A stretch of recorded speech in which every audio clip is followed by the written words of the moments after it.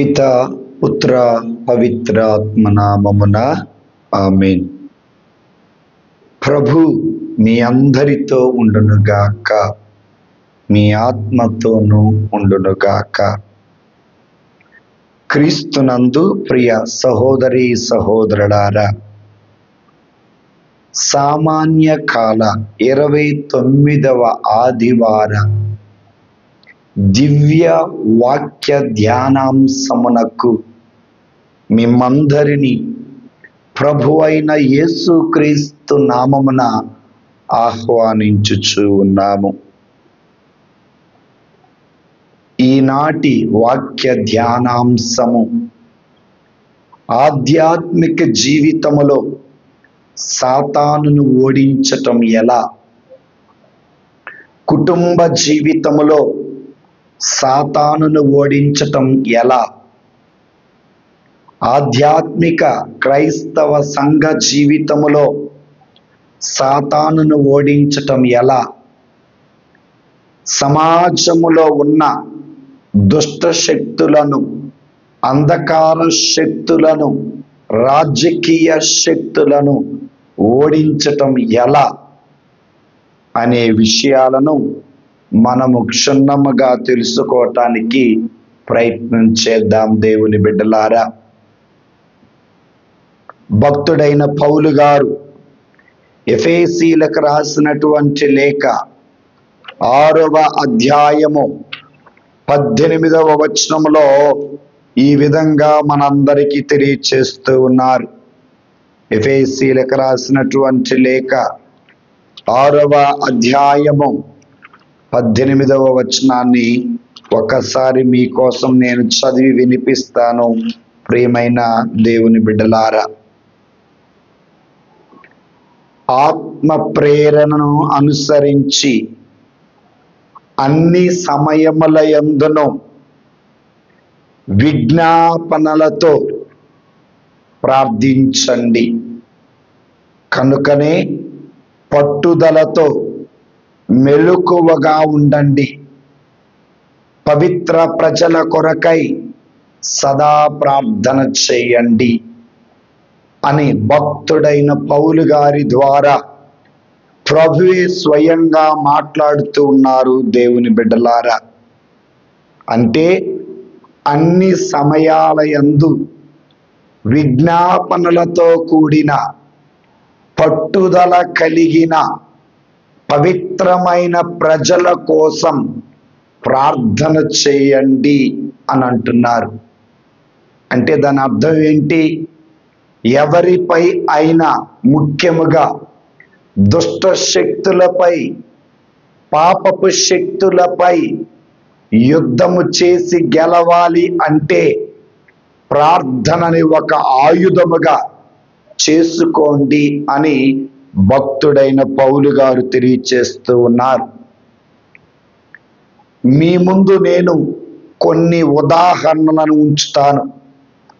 ఆ ఉదాహరణను బట్టి మనకి వారి యుద్ధములో ఎలా గెలిచారు అనేది అర్థమవుతుంది. దేవుని బిడ్డలారా, మొట్టమొదటి ఉదాహరణ నిర్గమకాండము 17వ అధ్యాయము 9వ వచనము నుండి మనము చదివినట్లయితే అక్కడ ఈ విధంగా ఉంటున్నది. దేవుని బిడ్డలారా, రెఫీదీము దగ్గర అమాలేకులు ఇజ్రాయేలీలతో యుద్ధం చేశారు.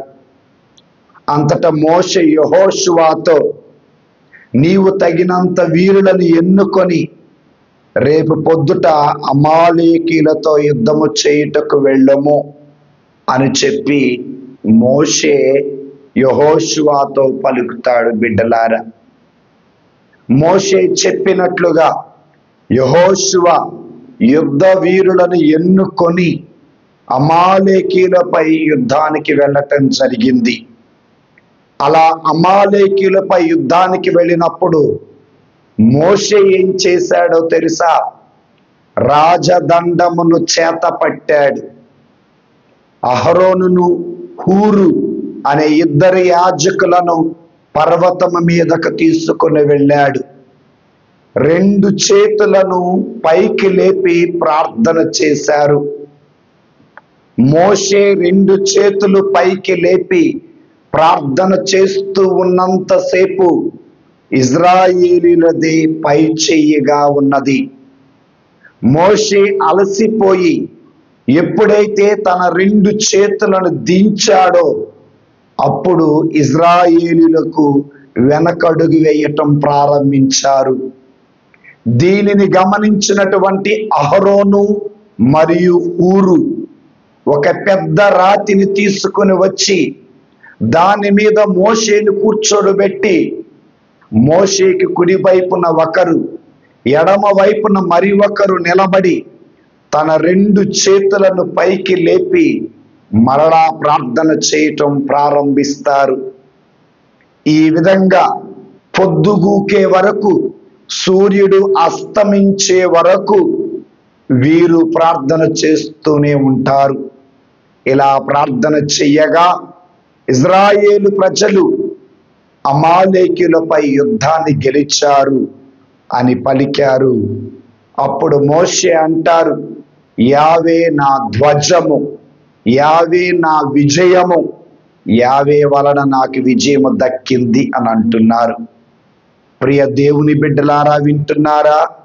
ఇజ్రాయేలు ప్రజలు అమాలేకీయులపై యుద్ధం గెలవటానికి ముఖ్య కారణం ఏంటంటే మోషే కొండ మీద చేసినటువంటి ప్రార్థన.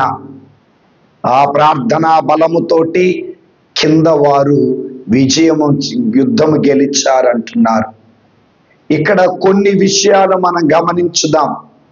మొదటిది, మోషే చేతిలో ఉన్నటువంటి దండనము. రెండవది, మోషే చేతులెత్తి ప్రార్థన చేయటం. మూడవది, అహరోనును హూరును తన వెంట తీసుకుని వెళ్ళటం. నాలుగవది, ఒక రాయి మీద మోషే కూర్చుండటం. ఐదవది, పొద్దుగూకే వరకు ప్రార్థన చేయటం. ఈ 5 విషయాలను గూర్చి ఒక్కసారి మనం ధ్యానం చేసుకుందాం. నిర్గమాకాండము 17వ అధ్యాయము 9వ వచనములో చూస్తే, అంతట మోషే యెహోషువతో, నీవు తగిన వీరులను ఎన్నుకొని రేపు పొద్దుట అమాలేకులతో యుద్ధమునకు వెళ్ళము. నేను దైవ దండమును చేతబట్టి కొండ కొమ్మన నిలిచెదను. చూడండి, దైవ దండము చేతపట్టి కొండ మీద నిలిచున్నాడు మోషే. ఇక్కడ దైవ దండము అనగా ఏమిటి అనగా అధికారము అని వాక్యము మనకు తెలియచేస్తూ ఉన్నది. దేవుడిచ్చిన అధికారముగా దైవ దండము ఇక్కడ మనకు కనపడుతున్నది. నిర్గమాకాండములో 4వ అధ్యాయములో 20వ వచనములో మోషే గారు పలికిన స్వయమైన మాటలను విందాం. కావున మోషే తన ఇల్లాలుని కుమారులను తోడుకొని వారిని ఒక గాడిద మీదకి ఎక్కించుకొని ఐగుప్తు దేశమునకు బయలుదేరెను. అతడు దైవ దండము చేత పట్టుకొని బయలుదేరెను. ఇక్కడ దైవ దండము చేత పట్టటం అనగా దేవుడిచ్చిన అధికారాన్ని చేతబట్టి ఐగుప్తు దేశానికి వెళ్ళాడు. అదే దైవ దండమును చేతపట్టి అనగా దేవుడిచ్చినటువంటి అధికారాన్ని చేతపట్టి కొండ మీద నిలబడి మోకరించి ప్రార్థన చేశాడు అని పలుకుతున్నారు. కాబట్టి ప్రియ దైవ సంఘమ, ఈనాడు మన సంఘాలలో ఉన్న సంఘ కాపరులు అందరూ కూడా దైవ అధికారాన్ని చేతబట్టి మాత్రమే ప్రార్థన చెయ్యాలి అనేది వాక్యము మనకు తెలియచేస్తూ ఉన్నది. మోషే ఇజ్రాయేలు ప్రజల కోసం దేవుని దగ్గర నుండి దైవ దండమును అనగా అధికారమును చేతబట్టి ప్రార్థన చేసినట్లుగానే ప్రతి దైవ సంఘ అధికారి, ప్రతి దైవ సంఘ నాయకుడు, ప్రతి దైవ సంఘ అధిపతి దేవుని అధికారమును పొందుకొని ప్రార్థన చెయ్యగా సంఘము విజయ మార్గములో నడుస్తూ ఉన్నది అని వాక్యము మనకు తెలియచేస్తూ ఉన్నది. ఉదాహరణకి యోహాను శుభవార్త 15వ అధ్యాయము 16వ వచనములో యేసు ప్రభువారు స్వయంగా శిష్యులతో పలికినటువంటి మాట ఏమని పలికారు? అధికారం ఇచ్చినటువంటి యేసు ప్రభు అంటున్నారు, మీరు నన్ను ఎన్నుకోలేదు, నేను మిమ్మలను ఎన్నుకొంటిని. మీరు నా పేరట తండ్రిని ఏమి అడిగినను ఆయన దాని మీకు ప్రసాదించుటకును, మీరు వెళ్ళి ఫలించుటకును, మీ ఫలము నిలిచి ఉండుటకును మిమ్ము నియమించి తిని అంటున్నారు. అనగా అర్థం ఏంటి? ప్రియ శిష్యులారా, మీరు నన్ను ఎన్నుకోలేదు, నేను మిమ్మల్ని ఎన్నుకొన్నాను. ఎందుకు ఎన్నుకున్నానంటే ప్రజల తరపున ప్రార్థనలో నా తండ్రిని మీరు ఏది అడిగినా దానిని నేను మీకు ఇస్తాను అని పలికి మీరు ఫలించుటకును, ఆ ఫలము నిలిచి ఉండుటకును, ఆ ఫలము ద్వారా నా దేవుణ్ణి మహిమపరచుటకును ఆ అధికారం ఇచ్చానని వాక్యం పలుకుతున్నది. కాబట్టి ప్రియ దైవ సేవకులారా, ప్రియ దైవ సంఘ నాయకులారా, గుర్తు పెట్టుకోండి ఒక్కసారి. ఏంటి అది అని అంటే, ప్రార్థించే మనము దేవుడు మనకు అధికారం ఇచ్చారు. ఆ అధికారముతో ప్రార్థన చేయగా సంఘములో ఉన్న ప్రతి కుటుంబం, సంఘములో ఉన్న ప్రతి వ్యక్తి, సంఘమంతా సాతాను పెట్టే శోధనలను జయించి విజయాన్ని సాధిస్తారు అని పలుకుతున్నారు.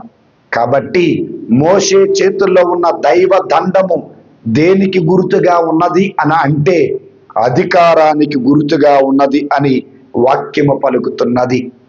అది మాత్రమే కాదు, మార్కు శుభవార్త 16వ అధ్యాయము 18వ వచనములో మీరు ఎవరి తల మీద అయితే చేతులు ఉంచి ప్రార్థన చేస్తారో వారు స్వస్థత పొందుతారు అని స్వయంగా ప్రభువే వారికి అధికారం ఇచ్చారు. కాబట్టి దైవ సేవకులారా, ఈ గుర్తించండి, ప్రభు మనందరికి అధికారం ఇచ్చారు. దేవుడిచ్చిన అధికారముతో దేవునికి ప్రార్థన చేద్దాం, సాతానును ఓడించుదాం, దేవుని ప్రజలను గెలిపిద్దాం. మోషే చేసిన ప్రార్థన వలన ఇజ్రాయేలు ప్రజలు అమాలేకీయులపై గెలిచారు. మనము కూడా మన సంఘాన్ని గెలిపించటానికి ప్రయత్నం చేయాలి ప్రియ దేవుని బిడ్డలారా. ఇది మొదటిది. రెండవది, మోషే చేతులెత్తి ప్రార్థన చేశారు అనేది వాక్యము మనకు పలుకుతున్నది. నిర్గమాకాండము 17వ అధ్యాయము 11వ వచనాన్ని మనము చదివితే అక్కడ ఈ విధంగా ఉంటుంది. దేవుని బిడ్డలారా, మోషే చేతులెత్తినంతసేపు యుద్ధములో ఇజ్రాయేలీయులదే పై చేయుగా ఉండెను. మోషే చేతులు దించినప్పుడు అమాలేకీయులు గెలిచిరి. వింటున్నారా? మోషే ఎలా ప్రార్థన చేశాడు? చేతులెత్తి ప్రార్థన చేశాడు. చేతులెత్తి ఎందుకు ప్రార్థన చేశాడు అనగా పరలోకమందున్నటువంటి దేవుని సహాయము కోరుతూ ప్రార్థన చేశాడు అనేది వాక్యం ఇక్కడ పలుకుతున్నది. దేవుని బిడ్డలారా, ఈనాడు మనమందరము మన రెండు చేతులను పరలోక తండ్రి వైపు చాచి, ఓ దేవా, సాతాను శోధనలు జయించాలి అంటే, కుటుంబ పరీక్షలు ఎదుర్కోవాలంటే, సాతాను ఎత్తుగడలు ఎదుర్కోవాలంటే నీ సహాయము నాకు కావాలి అని చేతులెత్తి ప్రార్థన చేయటం మనం నేర్చుకోవాలి. ప్రియమైన దేవుని బిడ్డలారా, సహోదరి సహోదరులారా, గలీలియా సరస్సులో పేతురు మునిగిపోతున్నటువంటి సమయంలో ఎప్పుడైతే పేతురు తన చేయి పైకి లేపి సహాయమును కోరారో, యేసయ్య నీటి మీద నడిచి వెళ్ళి తన సహాయాన్ని అందించారు. మునిగిపోతున్నటువంటి పేతురు లేచి నీటి మీద నడవసాగారు. ఈ రోజున మనలో చాలా మంది పాపమనే ఊబిలో పడిపోయి ఉంటాము. అప్పులనే ఊబిలో పడిపోయి ఉంటాము, సమస్యలనే ఊబిలో పడిపోయి ఉంటాము, అనారోగ్యం అనే ఊబిలో పడిపోయి ఉంటాము. ఏ సమస్యలో నీవు కూరుకుపోతున్నా నీ రెండు చేతులు పైకి లేపి, ప్రభువా నీ సహాయం నాకు కావాలి అని మోషే వలె నువ్వు ప్రార్థన చేస్తే తప్పనిసరిగా దేవుడు నడుచుకుంటా వచ్చి తన చెయ్యి అందించి సహాయం చేస్తారు, నీకు విజయం ఇస్తారు. ప్రియ దేవుని బిడ్డలారా, బైబిల్ గ్రంథములో మనము గమనించినట్లయితే తిమోతికి రాసినటువంటి మొదటి లేఖలో 2వ అధ్యాయములో 8వ వచనములో చూస్తే అక్కడ మనకి ఈ విధంగా ఉంటుంది. ఎల్ల ఎడల పురుషులు క్రోధము కాని తర్కము కాని లేకుండా చేతులు ఎత్తి భక్తిగా ప్రార్థన చేయాలంటున్నారు. చూడండి జాగ్రత్తగా, కోపమును వదలండి, క్రోధమును వదలండి, ద్వేషమును వదలండి, ఆత్మ కోసం చేతులెత్తి ప్రార్థన చేయమని భక్తుడైన పౌలు గారే తెలియచేస్తున్నారు. దేవుని బిడ్డలారా, 141వ కీర్తన 2వ వచనములో భక్తుడైన దావీదు గారు పలుకుతున్నటువంటి మాటలు మనందరికీ అర్థమవుతాయి. ప్రియ దేవుని బిడ్డలారా, సహోదరి సహోదరులారా, 141వ కీర్తన 2వ వచనం, ప్రభు నా ప్రార్థన సాంబ్రాణి పొగవలెను, పైకెత్తిన నా చేతులు సాయంకాలపు బలివలెను నీ సన్నిధికి చేరును గాక. చూడండి ఎంత చక్కనైన మాట. సాంబ్రాణి పొగ దేవుని చెంతకి ఏ విధంగా అయితే చేరుతుందో, నేను నా చేతులను పైకి లేపి దేవునికి నేను అర్పించే స్తుతి బలి దేవుని చెంతకు చేరును గాక అని ప్రార్థిస్తున్నారు బిడ్డలారా. అంటే దేవుని సహాయమును కోరుతూ భక్తుడైన దావీదు గారు ప్రార్థిస్తున్నారు. 143వ కీర్తనలో 6వ వచనములో పలికిన మాట, చేతులెత్తి నేను నీకు ప్రార్థన చేయుచున్నాను, ఎండిన నేల వలె నీ కొరకు దప్పికగొని ఉన్నాను అని స్వయంగా భక్తుడైన దావీదు గారు చేతులెత్తి ఎండిపోయిన నా బ్రతుకుని చిగురింపు చేయమని అడుగుతున్నారు. ఆనాడు మోషే వలె మనం కూడా చేతులెత్తి ప్రార్థన చేయటం నేర్చుకోవాలి బిడ్డలారా. ఆనాడు పేతురు వలె చేతులెత్తి దేవుని సహాయమును కోరటం నేర్చుకోవాలి. ఆనాడు భక్తుడైన పౌలు వలె గర్వమును అసూయను వదిలిపెట్టి చేతులెత్తి దేవునికి ప్రార్థన చేయటం నేర్చుకోవాలి బిడ్డలారా. ఆనాడు దావీదు వలె ఎండి ఎడారిలా ఉన్న నా బ్రతుకు చిగురింప చేయుము అని చేతులెత్తి దేవునికి మొరపెట్టడం ప్రార్థన చేయాలి. అందుకే ఆయన చేతులెత్తి ప్రార్థన చేశాడు. మరి చేతులు దించినప్పుడు దేవుని బిడ్డలారా అమాలేకీయులు గెలవటం ప్రారంభించారు. అందుకే అవకాశము దొరికినప్పుడల్లా చేతులు పైకి లేపి దేవునికి ప్రార్థన చేయటం నేర్చుకుందాం దేవుని బిడ్డలారా. ఆ కరములను దేవుని కోసం ప్రార్థన చేద్దాం. ఇక రెండవది ప్రియమైనది, మూడవది దేవుని బిడ్డలారా, మోషే వెళుతూ అహరోనును హూరును తోడుగా తీసుకుని వెళ్ళారు. ఎందుకు తీసుకెళ్లారో తెలుసా? ఒకటి గమనించండి, మానవుడిగా ఆయన ప్రార్థన చేసినంతసేపు యుద్ధం గెలిచారు. కానీ మానవ శరీరం అలసిపోయింది. అలసిపోయిన సమయంలో తనకు తోడుగా నిలబడటం కోసం, తనకు సహాయం చేయటం కోసం మోషే వారిద్దరిని కొండ మీదకు తీసుకుని వెళ్ళారు. మరి కొండ మీదకు తీసుకుని వెళ్ళిన అహరోను హూరు ఏం చేశారో చూద్దాం. నిర్గమాకాండము 17వ అధ్యాయము దేవుని బిడ్డలారా 12వ వచనం చూద్దాం. నిర్గమాకాండం 17వ అధ్యాయము 12వ వచనం. మోషే చేతులు బరువెక్కెను, అంతటా అహరోను హూరు ఒక రాతిని తెచ్చివేసిరి. మోషేను దాని మీద కూర్చుండబెట్టెను. అహరోను హూరు చెరువుకు వైపు నిలబడి మోషే చేతులను ఎత్తి పట్టుకొనిరి. పొద్దుగూకు వరకు అవి అట్లే నిలబడిరి. గమనించండి దేవుని బిడ్డలారా, ప్రార్థనా జీవితములో, ఆత్మీయమైన జీవితములో అలసిపోయినప్పుడు మనకు సహాయం చేసే ఆత్మీయమైన స్నేహితులు కావాలి. ప్రార్థనా జీవితంలో, ఆధ్యాత్మిక జీవితంలో అలసిపోయినప్పుడు, దేహము బరువెక్కినప్పుడు అహరోను ఊరు ఇద్దరు మోషేకి సహాయము చేసి ప్రార్థనా జీవితాన్ని కొనసాగించుటకు సహాయము చేశారు. ఈనాడు ఒక్కోసారి అలసిపోయినప్పుడు ఉపవాసం ఉండి ప్రార్థన చేసి అన్ని చేసి అలసిపోయినప్పుడు మరి మన ప్రార్థనా జీవితాన్ని కొనసాగించుటకు కావలసిన ఆత్మీయమైన స్నేహితులు ఈనాడు మనకు కావాలి బిడ్డలారా. అలాంటి స్నేహితులను మనము సంపాదించుకోవటానికి ప్రయత్నం చేయాలి. అలసిపోయారు కదా అని అహరోను ఊరు వదిలిపెట్టలేదు. మోషేకి కుడి ప్రక్కన ఒకరు, ఎడమ ప్రక్కన ఒకరు నిలబడి ఒక రాతిని తీసుకొని వచ్చి ఆ రాతి మీద మోషేను కూర్చోబెట్టి వారు తన చేతులు రెండు పైకి లేపి ఆత్మతో మోషే స్తుతిస్తూ ఉండగా చేతులు దేవుని సహాయం కొరకు మరి చేతులెత్తి ప్రార్థించటం జరిగింది. బిడ్డలారా వింటున్నారా? ఈనాడు సేవకులారా వింటున్నారా? మనతో ఉన్నవారు, మనతో ప్రయాణము చేయువారు, మన స్నేహితులు ఎవరు వారు? ప్రార్థనా జీవితంలో సహాయము చేయువారేనా? అలసిపోయిన వేళలో మన చేయి పట్టుకుని నడిపించువారేనా? లేక మన ఆధ్యాత్మిక జీవితాన్ని నీరుగార్చువారా? ఒక్కసారి ఆలోచన చేయండి. అలాంటి స్నేహితులు మనకి అవసరం లేదు దేవుని బిడ్డలారా. నామాను కుష్ఠరోగం పోవటానికి తన ప్రక్కన ఉన్నటువంటి సేవకుడు ఓ మంచి సలహా ఇచ్చాడు. అలాంటి వారు మనకు కావాలి.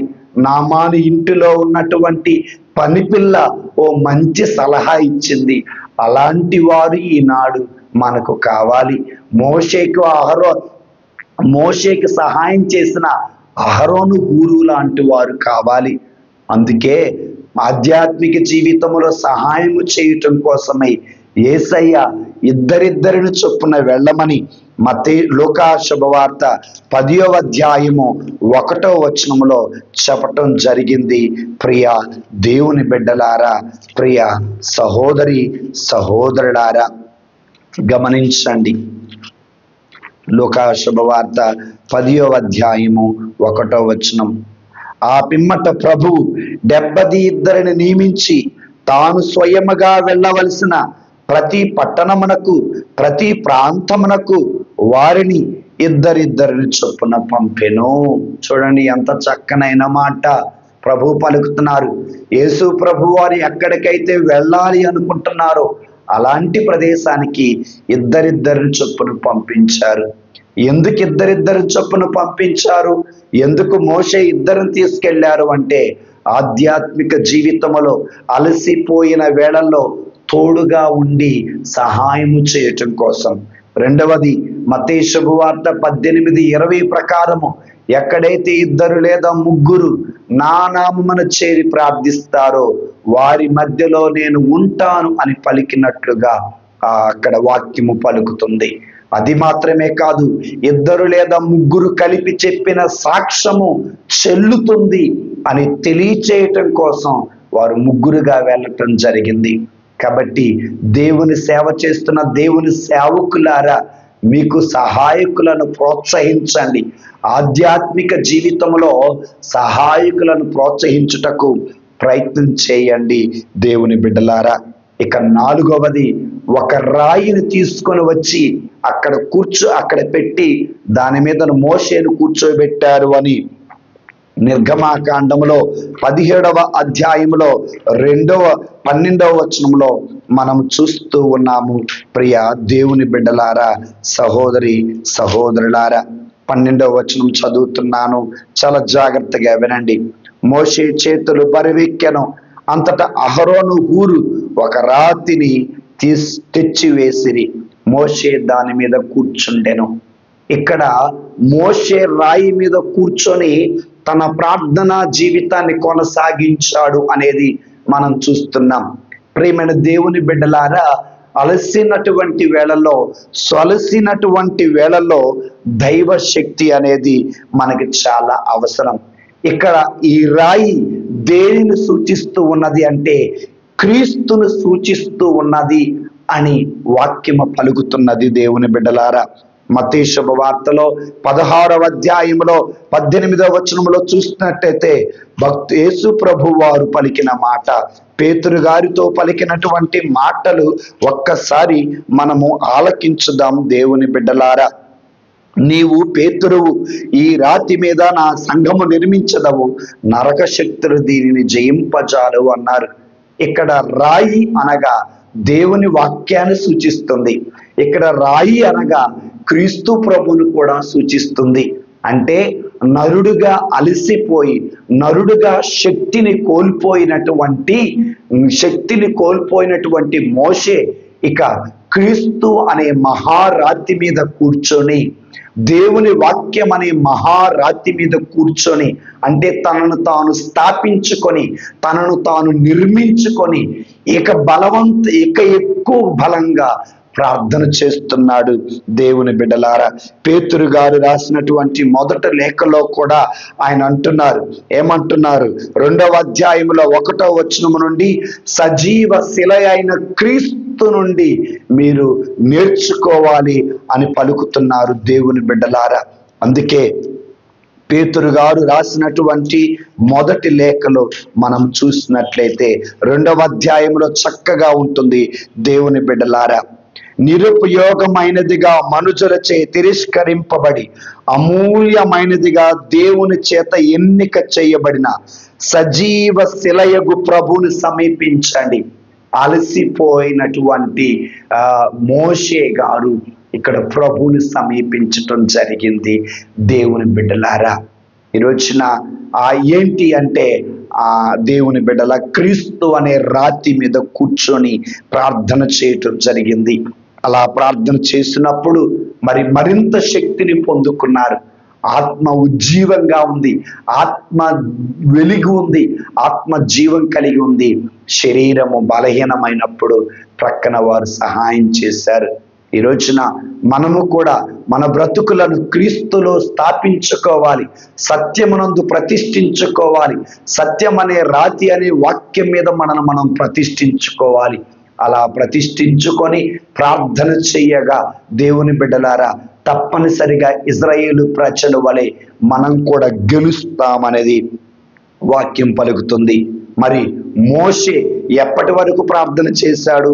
పొద్దుగూకే వరకు ప్రార్థన చేశాడు అని పలుకుతుంది దేవుని బిడ్డలారా. అంటే నిర్గమకాండము 17వ అధ్యాయమును మనం చూసినట్లయితే అక్కడ ఎప్పటి వరకు ప్రార్థన చేశాడు? 12 గంటల వరక, 3 గంటల వరకు, అంటే పొద్దుగూకే వరకు ప్రార్థన చేశారు అంటున్నారు దేవుని బిడ్డలారా. 13వ వచనం, యెహోషువ నిర్గమకాండం 17వ అధ్యాయము 12వ వచనం, మోషే చేతులు బరువెక్కెను, అంతటా అహరోను హూరు ఒక రాతిని తీసుకుని వచ్చిరి, దాని మీద కూర్చుండబెట్టెను. అహరోను హూరు చెరొక వైపు నిలబడి మోషే చేతులను ఎత్తి పట్టుకొనిరి, పొద్దుగూకే వరకు అట్లాగే ఉన్నారట. చూడండి దేవుని బిడ్డలారా, ఇక్కడ 3 విషయాలు గమనించాలి. ఒకటి, రాతి మీద పొద్దుగూకే వరకు కూర్చున్నారు. అంటే గెలిచే వరకు, ఈ లోకములో ఆధ్యాత్మిక జీవితం గెలిచి పరలోకము చేరే వరకు మనము క్రీస్తునందు ప్రతిష్ఠించబడి ఉండాలి. రెండవది, పొద్దుగూకే వరకు మోషే ప్రార్థన చేస్తూనే ఉన్నాడు. అంటే ఈ మట్టి దేహాన్ని ఆత్మ విడిచే వరకు క్రీస్తునందు ప్రతిష్ఠించబడిన మనము ప్రార్థన చేస్తూనే ఉండాలి. మూడవది, వీరిద్దరు అహరోను హూరు ఇద్దరు కూడా పొద్దుగూకే వరకు చేతులు పట్టుకునే ఉన్నారు. అంటే దాని అర్థం పరిచర్యలో మన వంతు సహాయ సహకారాలు అనేటటువంటివి మనం మరణించే వరకు చేస్తూనే ఉండాలి అనేది ఇక్కడ అర్థం. పొద్దుగూకే వరకు రాతి మీద కూర్చున్నాడు, పొద్దుగూకే వరకు ప్రార్థన చేస్తున్నారు, పొద్దుగూకే వరకు చేతులు రెండు పైకి లేపి పట్టుకున్నారు. అహరోను హూరు అంటే దాని అర్థం ఏంటంటే, దేవుని బిడ్డలారా, ఈ మట్టి దేహం నశించే వరకు, ఈ ఆత్మ పరలోకం చేరే వరకు, అంటే సాతాను మీద యుద్ధం చేసి మనము పరలోక రాజ్యం చేరి జీవ కిరీటం పొందుకునే వరకు సత్యమునందు ప్రతిష్ఠించబడినటువంటి మనం యుద్ధం చేస్తూనే ఉండాలి, ప్రార్థన చేస్తూనే ఉండాలి అని వాక్యం పలుకుతుంది దేవుని బిడ్డలారా. కాబట్టి సాతాను శోధన అనే యుద్ధంలో మనం గెలవాలి అంటే మొట్టమొదటి ఆయుధం ప్రార్థన అని వాక్యము మనకు తెలియచేస్తుంది దేవుని బిడ్డలారా. ఇక యుద్ధములో గెలవాలి అంటే మరి రెండవ ఆయుధం ఏమిటి అనంటే, యెహోషువ గ్రంథం 6వ అధ్యాయము 16వ వచనాన్ని చూద్దాం. 7వసారి యాజకులు బాకాలు ఊదుచు ఉండగా యెహోషువ యావే యెరికో నగరమును మీ వశము చేసెను, యుద్ధనాదము చేయుడు అనినో. ప్రియ దేవుని బిడ్డలారా, వింటున్నారా? ఇజ్రాయేలు ప్రజలు యోర్దాను నది దాటి యెరికో పట్టణం దగ్గరకు వస్తున్నారు. యెరికో పట్టణ ప్రజలకు భయమేసింది. ఎందుకని? యావే దేవుడు వారి పక్షాన ఉన్నారు, వీరు వస్తే యెరికో పట్టణాన్ని మా వశం చేసుకుంటారు అని చెప్పి భయమేసి యెరికో పట్టణ చుట్టూరు ఉన్న తలుపులన్నీ మూసేశారు. మరి శత్రువుని జయించటం ఎలా అర్థం కాల. 6 రోజుల పాటు యాజకులు దైవ మందసము తీసుకొని యెరికో పట్టణము చుట్టూరా తిరిగారు. 7వ రోజున 7గురు యాజకులు బూరలు ఊదుచు దైవ మందసాన్ని మోసుకొని ఆ యెరికో పట్టణం చుట్టూరా తిరుగుతూ ఉండగా, 7వ రోజు 7వసారి తిరుగుతూ ఉండగా దేవుడు యెరికో పట్టణాన్ని ఇజ్రాయేలు ప్రజల వశం చేశారు. యెరికో పట్టణాన్ని కూలద్రోశారు. బిడ్డలారా, వింటున్నారా? శత్రువు నాశనం కావాలంటే, సాతానుడు కూలిపోవాలి అంటే, బలహీనతలు శిథిలమైపోవాలంటే ఆనాడు ఇజ్రాయేలు ప్రజలు యెరికో పట్టణము చుట్టూరా ప్రభుకి బూరలను ఊది ఆరాధన చేసినట్లుగా నీవు నేను ప్రతి ఒక్కరూ మనలో ఉన్న దుష్ట శక్తులు, ఇంటిలో ఉన్న దుష్ట శక్తులు, సంఘములో ఉన్న దుష్ట శక్తులు అన్నిటిని ఓడించాలి అంటే, వాటిని మన కైవసం చేసుకోవాలి అంటే ఇజ్రాయేలు ప్రజల వలె మనము ప్రభుకి ఆరాధన చెయ్యాలి అని వాక్యం ఇక్కడ పలుకుతుంది. ఎప్పుడైతే ప్రభుకి ఆరాధన చేస్తామో బలమైనటువంటి శత్రువు గోడలు, బలమైన శత్రువు కోటలు, బలమైనటువంటి శత్రువులు బలహీన పడిపోయి శిథిలమైపోతారు. ఈనాడు నీ కళ్ళెదురుగా నీ శత్రువు బలంగా ఉన్నాడా? నీ బలహీనత బలంగా ఉన్నదా? నీ సమస్య బలంగా ఉందా? అయితే నువ్వు ప్రార్థన చేయి, అయితే నువ్వు ఆరాధన చేయి. నీ శత్రువుని బలహీనపరుస్తాడు, నీ వశం చేస్తాడు అనేది వాక్యము పలుకుతుంది. ఇది 2వ ఉదాహరణ దేవుని బిడ్డలారా. 3వ ఉదాహరణ చూద్దాం. న్యాయాధిపతుల గ్రంథములోకి వెళదాం. 6వ అధ్యాయములోకి వెళదాం. న్యాయాధిపతుల గ్రంథము 6వ అధ్యాయము లేదా 7వ అధ్యాయం, 7వ అధ్యాయము 22వ వచనాన్ని చూద్దామా దేవుని బిడ్డలారా. ఆ 300 మంది బాకాలు ఊదుచు ఉండగా శత్రు సైనికులందరూ కలవరము చెంది ఒకరి మీద ఒకరు కత్తి దూయటం మొదలుపెడిరి. అది యావే చేసిన కార్యము. ఆ సైనికులు సేరాకు దిగులుగా ఉన్న బెస్సాకు దిక్కుగా వారు శత్రువులు పారిపోయారని పలుకుతున్నారు. దేవుని బిడ్డలారా, సహోదరి సహోదరులారా, మిద్యానీయులు, అమాలేకీయులు వీరిరువురు కూడా ఇజ్రాయేలు ప్రజలపై యుద్ధానికి వచ్చారు. అప్పుడు దేవుడు గిద్యోను అనే న్యాయాధిపతిని పిలుస్తున్నారు. వారితో అంటున్నారు, గిద్యోను, మిద్యానీయులు, అమాలేకీయులు ఫలానా గృహలో తలదాచుకున్నారు. యుద్ధ వీరులు మీరు 300 మంది మాత్రమే ఉన్నారు. యుద్ధానికి వెళ్ళినప్పుడు కత్తులతో, బెడతలతో, కొడవళ్లతో, గొడ్డళ్లతో, బాంబులతో మీరు వెళ్ళకండి. మీ చేతిలో బోరను తీసుకోండి, కుండను తీసుకోండి, ఎలుగుతున్న దివిటీని తీసుకొని 3 గుంపులుగా వెళ్ళండి, 3 గ్రూపులుగా వెళ్ళండి. వెళ్ళి ఆ ప్రదేశానికి వెళ్ళి బూరలు ఒక్కసారిగా ఊదండి అని ప్రభు ఆజ్ఞాపిస్తారు.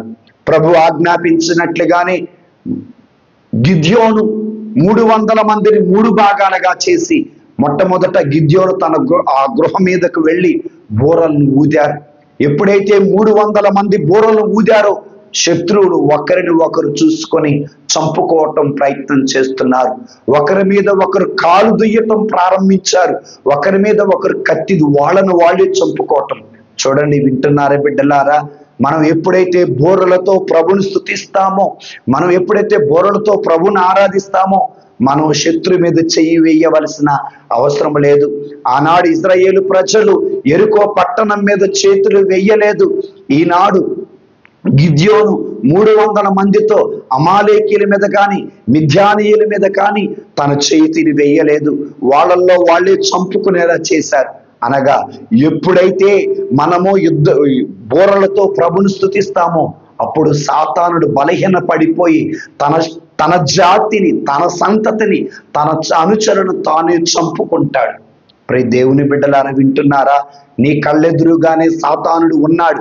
అతడు నిన్ను చంపటానికి ప్రయత్నం చేస్తున్నాడు. అయితే అతడు నిన్ను చంపకుండా, ప్రయత్నం చెయ్యకుండా తనను తాను, తన సంతానాన్ని తాను, తన జాతిని తాను, తన మందను తాను చంపుకోవాలంటే ఆనాడు ఇశ్రాయేలు ప్రజల వలె, ఆనాడు గిద్యోను వలె నువ్వు కూడా ఒక బూరను ఊది ప్రభుని స్తుతించండి అని పలుకుతున్నారు. అందుకే 150వ కీర్తనలో 3వ వచనములో భక్తుడైన దావీదు గారు పలుకుతున్నటువంటి గొప్ప మాట ఏమిటి అంటే, ఒక్కసారి నేను మీకు చదివి వినిపిస్తాను, చాలా జాగ్రత్తగా ఆలకించండి దేవుని బిడ్డలారా. బూరలను ఊది ఆయనను స్తుతించండి, స్వరమండలముతో, సితారతో ఆయనను స్తుతించండి, తంబురతో, నాట్యముతో ఆయనను స్తుతించండి, తంత్రి వాద్యములతో, పిల్లన గ్రోవితో ఆయనను స్తుతించండి, చిటితాళముతో, నాట్యముతో ఆయనను స్తుతించండి, గంభీర నాదము గల తాళముతో స్తుతించండి, బ్రతికి ఉన్న ప్రాణులెల్లా మీరు ప్రభుని స్తుతించండి అంటున్నారు.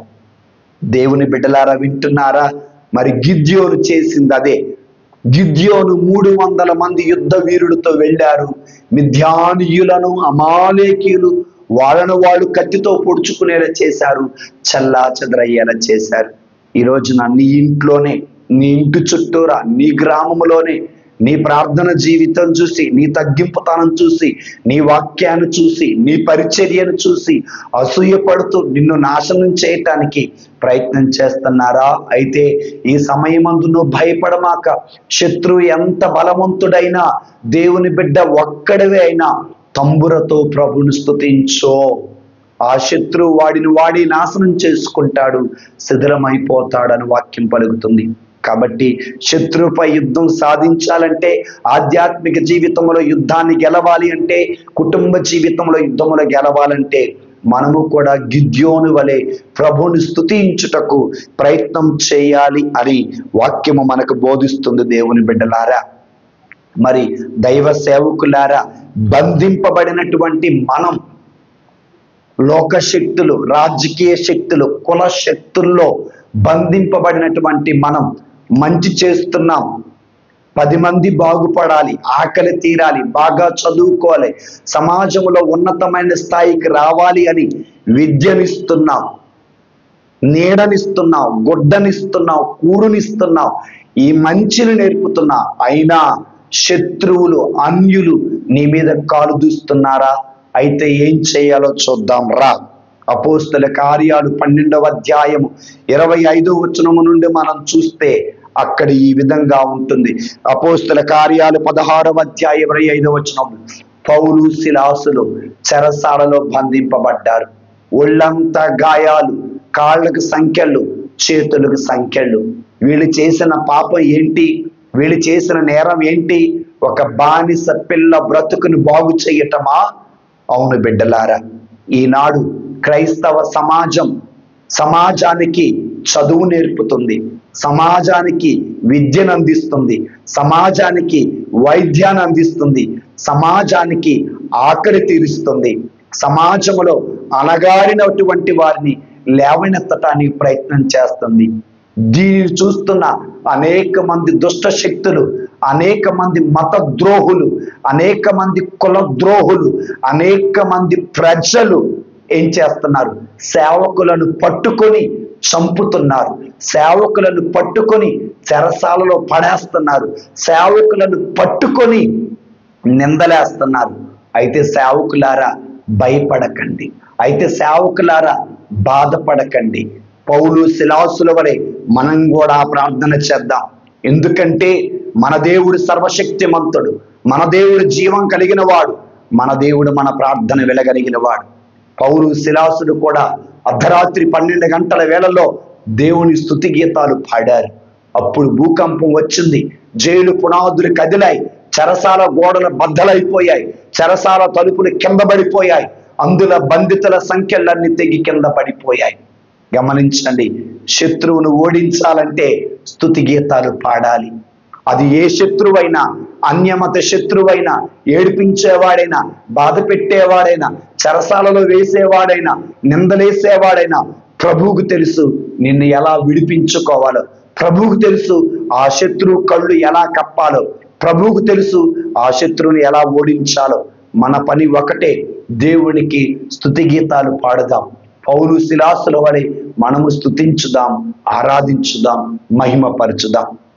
ఇక చివరిగా దేవుని బిడ్డలారా, యేసు క్రీస్తు నామమున వాక్యము బోధిస్తూ విశ్వసించిన వారందరికీ బాప్తీసం ఇస్తున్నటువంటి, యేసు క్రీస్తు నామమున స్వస్థత ఇచ్చిన, ఆయన నీడ తాకితే చాలు స్వస్థత కలుగుతుంది అని పేరు ఘటించిన పేతురును తీసుకుని వెళ్ళి చెరసాలలో వేశారు. బిడ్డలారా, ఆ శత్రువులు ఎవరో కాదు, యూదులే. దేవుని బిడ్డలారా, మన శత్రువులు ఎక్కడో ఉండరు, మన కులంలోనే ఉంటారు, మన మతంలోనే ఉంటారు, మన రాష్ట్రంలోనే ఉంటారు, మన ఊర్లోనే ఉంటారు, మన జాతిలోనే ఉంటారు, మన ఇంట్లోనే ఉంటారు. కుల మత జాతి ద్రోహులు దేవుని బిడ్డలారా. మరి యూదులే తీసుకుని వెళ్ళి పేతుని చెరసాలలో పడేస్తే సంఘమంతా కలిసి ప్రార్థన చేశారు. ఈరోజున అలాంటి శత్రువులను, మనతో, మన ఇంట్లో, మన ప్రాంతంలో ఉన్న శత్రువులను ఓడించాలంటే మనం చేయాల్సిన పని, ఆనాడు సంఘము ఒకే ఒక దేవునికి, ఒకే విశ్వాసముతో, ఒకే హృదయముతో, ఒకే ఆత్మతో ప్రార్థన చేశారు. అప్పుడు దేవుడు తన దూతను పంపించాడు. ఈరోజున మన ఇంట్లో దేవదూత రావాలి అని ఆశపడరా? మన సేవకులు బంధకాల నుండి విడిపించబడాలని ఆశపడుతున్నారా? ఒకే హృదయముతో, ఒకే విశ్వాసముతో, ఒకే ఆత్మతో, ఒకే దేవునికి ప్రార్థన చెయ్యాలి అని చెప్పి అపోస్తల కార్యాలు 12వ అధ్యాయము 5వ వచనము మరియు 11వ వచనం తెలియచేస్తుంది. కాబట్టి ప్రియ దేవుని బిడ్డలారా, సహోదరి సహోదరులారా, ఇప్పటి వరకు నేను మీకు చాలా ఉదాహరణ చెప్పాను. మోషే ప్రార్థన వల్ల అమాలేకీలు ఓడిపోయిన ఉదాహరణ చెప్పాను. యెహోషువ ఆరాధన వల్ల యెరికో పట్టణం కూలిపోయిన ఉదాహరణ చెప్పాను. గిద్యోను ఆరాధన వల్ల అమాలేకీలు, మిద్యానీయులు ఓడిపోయినట్లు మనం చూస్తున్నాం. దేవుని బిడ్డలారా, పౌలు శిలాసుల ఆరాధన వల్ల మరి జైలు గోడలు కూలిపోయారని మనం చూస్తున్నాం. ప్రియమైన దేవుని బిడ్డలారా, సంఘ ప్రార్థన వల్ల బంధింపబడినటువంటి పేతురు విడిపించబడినట్టుగా మనం చూస్తున్నాము. దేవుని బిడ్డలారా, కాబట్టి మనం కూడా ప్రార్థన చేయాలి. అందుకే నేనేం చెప్పాను? వాక్యం ప్రారంభంలో ఒకటి చెప్పాను. ఏం చెప్పాను? జాగ్రత్తగా వినండి దేవుని బిడ్డలారా. ఇదిగో ఆధ్యాత్మిక జీవితంలో గెలవాలంటే, ఆధ్యాత్మిక కుటుంబ జీవితంలో గెలవాలంటే, ఆధ్యాత్మిక సంఘ జీవితంలో గెలవాలి అంటే, ఆధ్యాత్మిక సమాజ జీవితంలో గెలవాలి అంటే మోషే వలె ప్రార్థన చెయ్యాలి. ఇజ్రాయేలు ప్రజల వలె ఆరాధన చెయ్యాలి. గిద్యోని వలె బోరలను ఊది ప్రభుని స్తుతించాలి. పౌలు శిలాసుల వలె దేవుని స్తుతి గీతాలు పాడాలి. ఆదిమ క్రైస్తవ సంఘం వలె ప్రార్థన చేయాలి. ఇలా ప్రార్థన చేసినప్పుడు తప్పనిసరిగా మన శత్రువు నాశనం అవుతాడు, దేవుని దృష్టిలో గొప్పవాళ్ళం అవుతాం. దేవుడు మనల్ని పరలోకానికి చేరుస్తాడు. పిత, పుత్ర, పరిశుద్ధాత్మ నామమున ఆమేన్.